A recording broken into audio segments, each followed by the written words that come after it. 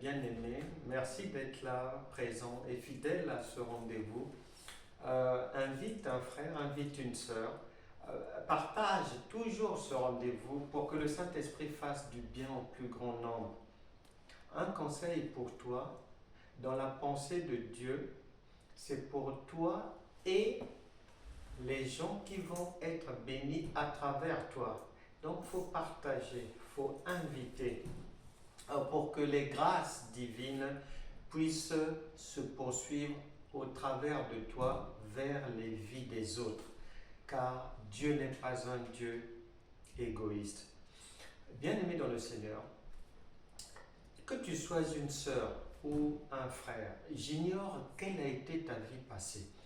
Mais souvent, la vie va faire que dans le futur, et c'est peut-être aujourd'hui pour toi, tu payes les conséquences des choses qui se sont peut-être passées il y a 10 ans, il y a 15 ans, il y a 20 ans.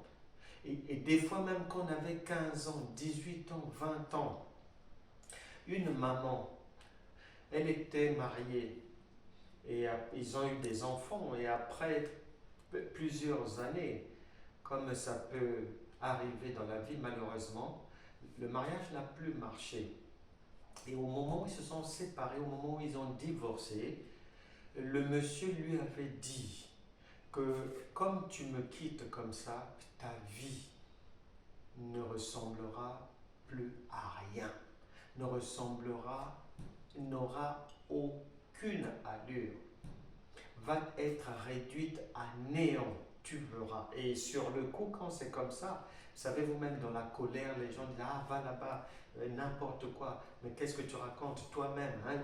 Donc ça se passe souvent comme ça, mais malheureusement, plus de 30 ans après, c'est aujourd'hui où elle a 60 ans, elle est venue se rendre compte que ces paroles-là ont eu un impact sur sa vie et que elle a vécu une telle vie. Elle est noyée depuis des années dans une impudicité plus. Elle ne peut pas laisser passer un homme dans la rue. Elle tombe amoureuse de tout le monde, voisins, passants, boulangers, mes collègues, anciens collègues, nouveaux collègues, quiconque, facteur. Dès qu'elle voit, elle tombe amoureuse. Et pourtant, ça fait des années. Elle se bat contre ça. Mais elle dit que c'est plus fort qu'elle. Elle ne sait plus quoi faire. Elle a jeûné, elle a prié, elle a tout fait. Je vais te dire deux choses et je vais prier pour toi. Je vais te dire ceci.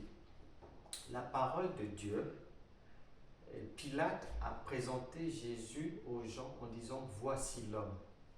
Jésus, c'est la parole. La parole de Dieu, c'est un homme. Un homme, il grandit. Il commence d'abord enfant et après il grandit. Et la Bible explique que la parole de Dieu, ta vie, elle est à l'image de la parole. Puisqu'il a dit tel il est, tel nous sommes aussi dans ce monde. Donc tu dois grandir dans les enseignements. Malheureusement, beaucoup de vies, beaucoup de foyers n'ont pas réussi, ont volé en éclats, des vies sont détruites parce que beaucoup de pasteurs, prophètes, prophétesses, serviteurs de Dieu, apôtres et tout, leur connaissance des Écritures est trop petite. Ils ont une connaissance de la lettre, ils n'ont pas la révélation. Or, Proverbe chapitre 29, verset 18 dit que sans la révélation, tu échoueras toute la vie. C'est pour cela que beaucoup de chrétiens souffrent. Si tu es dans des situations de blocage, comme cette femme, si tu es dans des situations de blocage, homme ou femme, Dieu ne peut pas mentir. La Bible déclare en Romains chapitre 8, verset 1, « Il n'y a maintenant donc plus aucune condamnation si réellement Christ qui est Dieu est en toi. » C'est-à-dire si tu redeviens Dieu. Jean chapitre 10, verset 34. Je vais maintenant prier pour vous, afin que vous compreniez ces choses, vous compreniez cette révélation, que s'il est vraiment dans votre vie, vous n'avez plus lieu d'être harcelé par les démons. d'être dans des pulsions, d'être dans des liens, des malédictions, de prier dans le vide, de jeûner dans le vide. Non, non, non, non, non. Une fois que le Saint-Esprit est là, tout cela disparaît. Mais à toi de comprendre ça.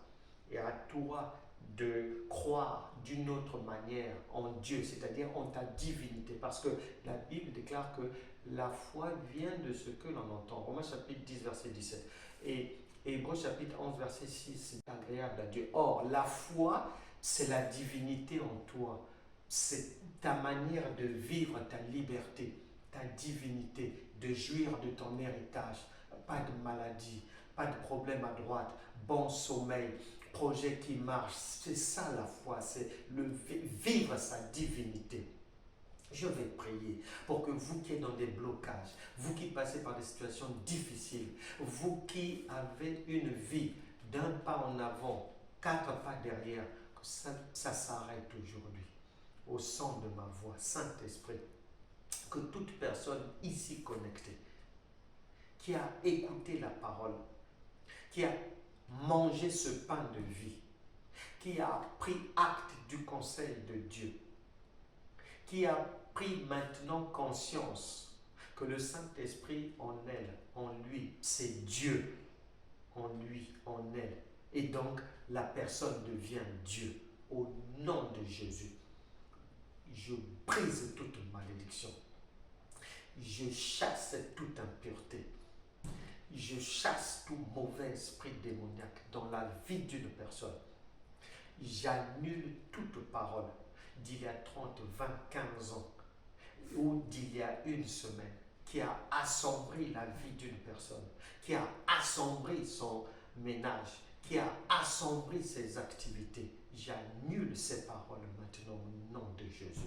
Reçois la paix, reçois la grâce pour réussir, pour aller de l'avant, pour vivre dans un ménage en paix, pour ne plus vivre dans les ténèbres. Sois désormais libre, car la Bible déclare que c'est pour la liberté que Christ t'a affranchi. Soyez bénis. On se retrouvera prochainement. Viens avec des frères, viens avec des soeurs, viens avec la famille pour que Dieu leur fasse aussi du bien, de liberté, après avoir reçu la bonne parole. Que Dieu vous bénisse. Soit bien la parole, conservez la révélation et allez dans la bonne direction désormais. Que Dieu vous bénisse vraiment. Vos vies ne seront plus jamais les mêmes. Amen.